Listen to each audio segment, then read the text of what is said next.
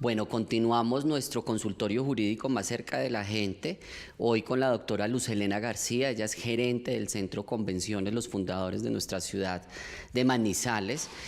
Doctora Luz Helena, bienvenida. Como sabes, la temática que tenemos es lo relacionado con la comunicación de las obras artísticas, musicales, algo con el que usted debe estar obviamente en contacto todos los días por la función tan importante que desempeña, y donde además pues debo intuir pues que tiene muchas inquietudes e interrogantes sobre la temática. Sí, muy buenas tardes.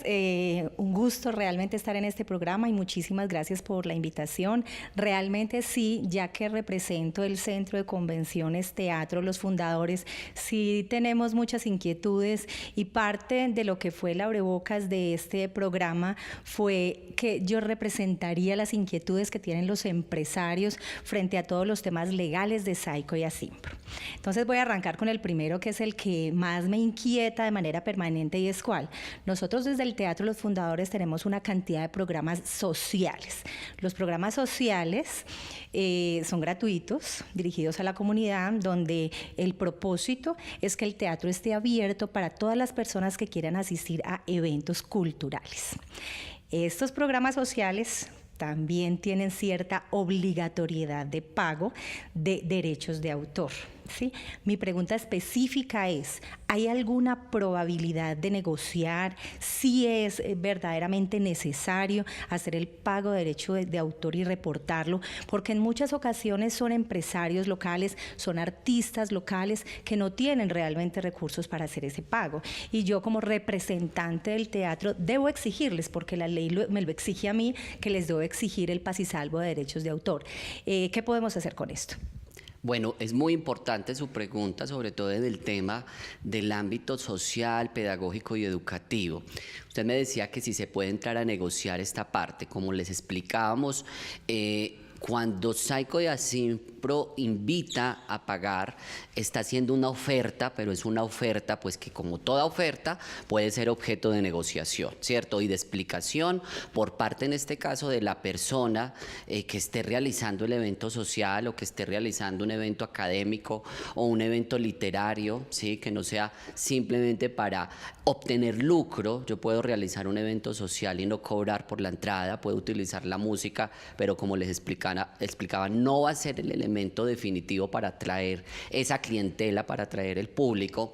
Entonces, cuando nosotros hablamos de derechos de autor, si bien existen unos derechos morales y unos derechos patrimoniales de los autores, intérpretes, ejecutantes, compositores, productores, que son los que gestionan estas entidades como SAICO y ASIMPRO u otras, también es cierto que esos derechos morales y patrimoniales tienen unas limitantes previstas en la ley e incluso en la Convención de Berna, que es un tratado internacional sobre los derechos de autor y derechos conexos, que se llaman los usos honrados a los derechos de autor. Dentro de esos usos honrados, es decir, cuando no tengo que pagar por la comunicación o publicación de una obra, por la reproducción de una obra musical artística, están aquellas actividades, ¿sí? O la reproducción que se hace en materia pedagógica o educativa. La próxima sí es muy fácil para usted. ¿Cuándo SAICO, cuándo ASIMPRO y cuándo ambos? SAICO, sí, es una entidad en este caso que gestiona los intereses, en este caso, de los productores, de los compositores, ¿sí? ASIMPRO fue creada con posterioridad para, en este caso, los intérpretes sobre todo, ¿sí? Es decir, quien canta, quien interpreta lo que el compositor hizo antes de. El resultado de SAICO separado con ASIMPRO fusionó lo que se conoce como SAICO y ASIMPRO. Y SAICO y ASIMPRO unido es la entidad entonces que hace los recaudos, ¿sí? Para los primeros, que son los productores, para los segundos, que son los intérpretes, ¿sí? SAICO y ASIMPRO hacen los recaudos y pues se supone, pues como debe ser, esos recaudos pues gira de acuerdo al contrato que tengan ellos con la Sony Music o con Discos o con cualquier, digamos, sociedad o entidad en materia discográfica, ¿sí? O productora, hace los giros correspondientes al recaudo, como lo debe hacer cualquier sociedad de gestión colectiva. Entonces, digamos que Saico va por un lado, Asimpro por el otro, pero finalmente Saico y Asimpro es el que recauda todo este tema de la comunicación y ejecución de las obras musicales, artísticas, etcétera. Hay otra pregunta bastante importante y es en cuanto a las tarifas, ¿sí?